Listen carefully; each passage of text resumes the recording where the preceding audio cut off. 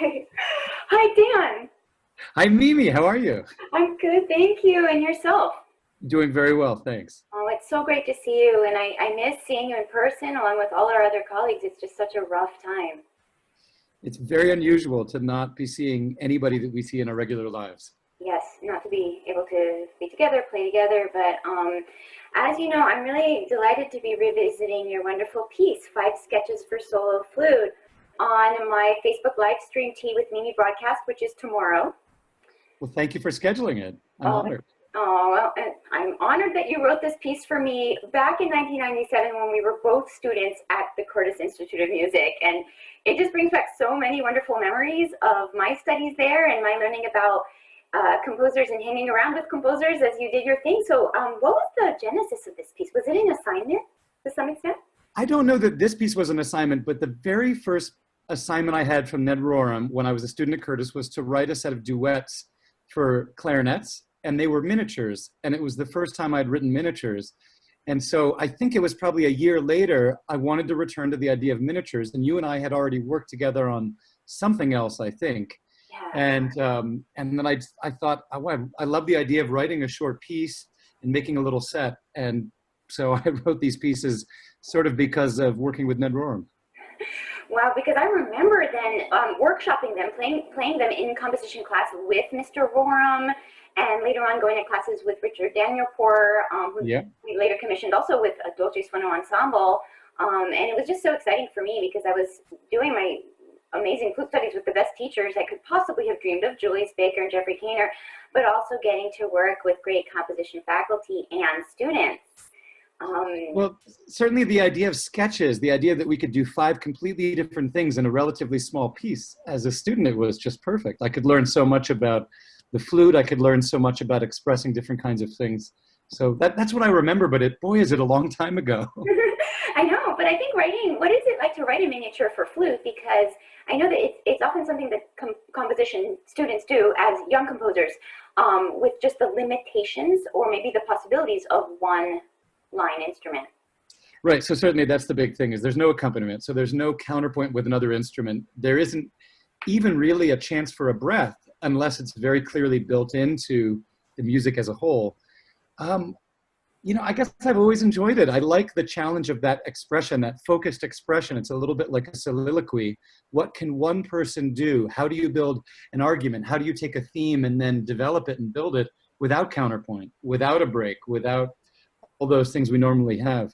So I guess it's a challenge, but it's also quite freeing at the same time. Well, I really like how you captured that in your piece, and also just with the 5 sketches, 5 very contrasting moods per each one. Maybe we'll even go through them, because the first one is impulse, a fast, exciting one. Yeah, it's funny. I was listening earlier today because I've got to confess, I haven't heard them in a few years. I think probably, I certainly listened to the recording when you made it, and it's a beautiful recording. Thank you so But much. I'm not a composer that actually goes back to listen to old pieces very often.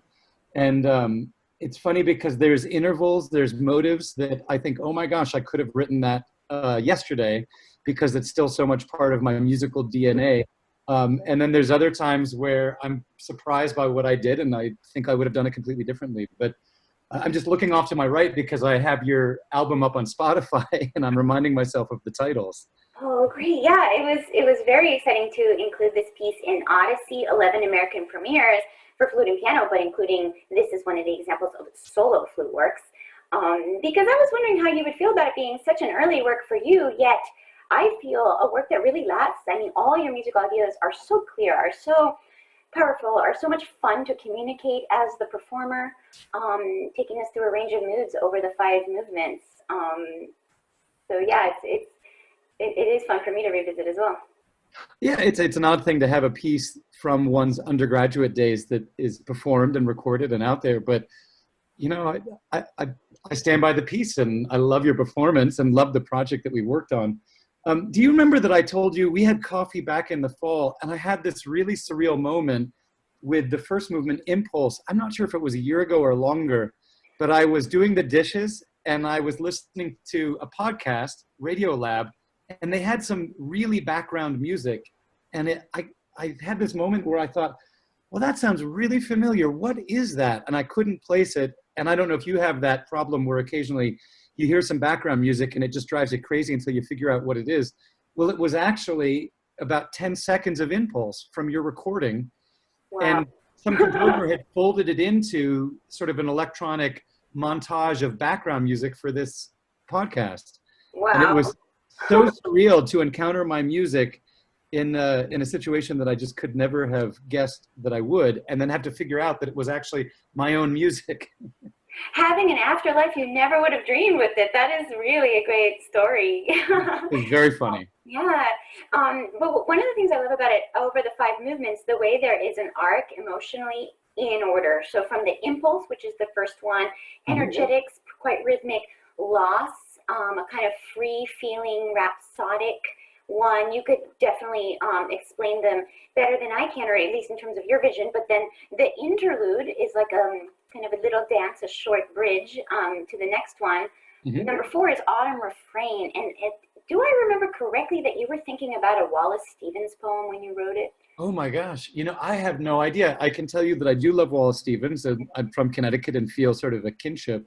And even though Philadelphia is a little further south than New England, for me, autumn and capturing that, whether it's a Wallace Stevens or a Frost or Donald Hall, there's so much beautiful expression about autumn that it very well may have been from a Wallace Stevens poem. You know, I think we talked about that because just as you're from Connecticut, I'm originally from Brookline, Massachusetts, just outside of Boston. And I felt we had a sort of autumn New England reminiscence going on. And at the time when you were studying with Ned Warham, Curtis Orchestra was playing his Sunday morning. I think there's also a Wallace Stevens quote. Another Wallace Stevens, yeah. And so I definitely have that vibe of New England, great American poetry from Stevens, and then maybe a good memory. sketch of yours. So anyway, I always think about it when I play it in that 4th movement. And then Tempest is the last movement. What was your thinking there? You know, Tempest, it's a fiery, fast movement, and I think that I just, with essentially sort of 3 slower movements and 2 fast, I wanted to end the piece fast. What's fascinating is, you know, I was looking at the score earlier today, and it's in a tuplet, you know, like a galloping sort of meter. And I hate to say it, boy, have I done that more than once when I wanted a fast, sort of dark movement. And you can almost trace it right back to Schubert and his songs with like the Erlkönig and other examples. Oh, yeah, those kind of triplety moving things. Well, you know, this is so great because I didn't know that was your thinking with that possible Schubert archetype of this rhythmic kind of profile. And so I've just learned a new thing about a piece of music that I've lived with since for a long time. So it's really great to have another layer. That's the beauty of music, I think. Always learning. Well, I don't think that I even intended that, but when I look back at my own music, sometimes you can find these, sort of connect the dots, and you think, oh my gosh, where would that have come from? And I remember some of those galloping Schubert songs really made an impact on me when I was a young student. Wow, that's great to know. And so another thing that is really fun to talk about now that we're chatting, just in terms of in your life, we were at Curtis together, and one footnote there is, while we were students at Curtis, we founded an ensemble to perform works by Curtis composers throughout the history of the school. And our buddy, David Ludwig, distinguished composer and now faculty member at Curtis, a professor of composition, was our co-founder, along with Jennifer Higdon as faculty advisor. And that was such a great experience and definitely formative for me. I think I loved having an ensemble so much. I'm sure it was in there as part of my inspiration for when I founded my Dolce Suono ensemble years later. Well, it's fascinating because, of course, yes, this has become a huge part of your life, is running this ensemble and being an artistic director and administrator. And then, of course, David and I have both stepped into administrative roles. And I wonder, even when we were students, you know, coming up with this idea, if there was just the attractiveness of what it is to start something and to see how it goes and to have an impact in a bigger way than just being on stage or writing a piece. Yeah, I know it definitely was important for me. And now it's wonderful because you've recently taken the helm of Young Concert Artists, Another organization that's dear to my heart because I'm a That's right. alum of the Young Concert Artists roster, and I was so fortunate to work with founder Susan Wadsworth as director when I was there. And so once again, congratulations, Dan, on your new post. And you were, of course, Thank you. an alum composer of YCA too, so we kind of are passing and crossing in different ways over this time. But how are you enjoying your new position? Oh gosh, I really love the kind of work. I love working with a young artist that we have on our roster. It's actually, there's a lot of parallels with the work that I did as a professor before this, where it's just helping young people to think about their lives, get them on stage, and sort of get careers started. It's been a great year. It's filled with challenges because it's a big job to step into. And then, of course, as somebody that also runs something, none of us could ever have fathomed that the performing arts world would be turned upside down. And we would be stuck with these giant questions of when will people be back on stage? When will audiences come back to concert halls? So I love the job. I'm sure I will look back and just scratch my head and think, how could that ever have happened in my first year? And hopefully we'll look back and chuckle and think, wow, we worked hard and we survived it. But right now, it feels like a pretty big challenge. I can imagine. Yes, such terrible timing. I mean, there's really no good timing for this type of crisis to happen. But I think, yeah, you with your organization, me with mine, we're all in the arts just looking at the uncertainty and developing contingency plans. And really, there's a lot of waiting and seeing, which, of course, is difficult. Um, There is. And I mean, for us with running organizations, there's the question of how will we survive? How will we hold on to our audiences? But I was talking with some YCA artists the other day, and somebody was just sharing that, they get so much energy and sort of just good life energy from being on stage, and they're really in pain because it's just not the same to try to play over, a laptop. yeah. And I wish I had a good answer for them. They've, people like yourself, your whole life has been funneled to getting in front of people and sharing art. And some people can embrace, I mean, I love the series that you've created, and some people can embrace the internet and Zoom and all of this. And some people just feel like they're absolutely cut off and everything they've trained for is now separated. It's Um, difficult. I mean, I thank you for that. And I'm very grateful for the technology to enable me to do some Facebook live streams from home and connect with audiences that way. But it's absolutely what we can do, striking at the heart of just playing for people, playing with other people, playing for people at this time. We had a socially distanced get together with neighbors, and I was far away from them playing for solo flute, and just being able to interact with the audience in that way felt so good. So I think, yeah, so many of us can't wait for that to be safe again, for that to be possible. And meanwhile, just being as creative as we can. yeah. Getting back to your trajectory now, with leadership of young concert artists, I was already impressed by not just your career as composer, writing for major ensembles and artists, and professor of composition at the University of Colorado, but then what you did heading that department in terms of new initiatives, I think with opera and other things. So you've had a lot of experience, haven't you, in artistic direction and leadership? Well, it's funny. I think at my core, I feel a little bit like an entrepreneur, and so leadership at least lets me play with that a bit.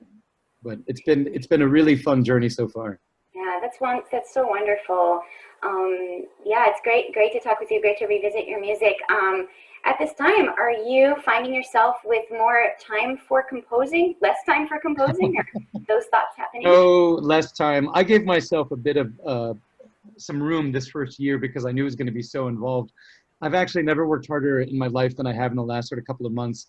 I think the way that YCA can grow and thrive during this pandemic is to figure out how to reimagine our mission, not reimagine our mission, reimagine how we live out our mission to serve these young artists. So in the office, we've been doing all kinds of new things and embracing, I don't know, videos and interviews and all kinds of ideas. And so it's actually been a very busy time, which I think is helpful because I really don't get to look at the headlines and spend much time thinking about the pandemic. I just have my head down and I'm working. Yeah. I spend a little bit of time every day doing something creative, and sometimes it's editing photos because I'm a passionate amateur photographer, or editing videos or doing a little composition. But I find pleasure in the creative work without any pressure right now. So my job in YCA is all the pressure I need, and then everything else can just be sort of to to take pleasure in the joy of being creative. That's wonderful. And I think, yeah, one thing that I felt in the first few days after everything went into lockdown in March, and COVID-19 was elevated, shall we say, to pandemic status, looking at all my concerts being canceled for the next few months, and before talking back into the work with my ensemble and the planning and the strategy and online initiatives, I was just playing for myself, which is something that I always do to some extent, but in a very elemental way. The idea of not playing for others, not playing for audiences, kind of made me reconnect with some of those feelings I had when I was first starting to play, which was in a very interesting way. So, well, that's great. I think this will lead to different ideas for us. But anyway, Dan, thank you so much for taking the time to talk to me to discuss 5 sketches for solo flute. I'm even more inspired with a few new ideas that came out today to perform it tomorrow. So I look forward to that for Tea with Mimi live stream, and look forward to talking with you soon. Well, I look forward to watching it. Thank you so much for playing the piece. Thank you so much, and I hope you and your family stay well. We'll talk soon. Same for you. All right. Okay. Bye-bye.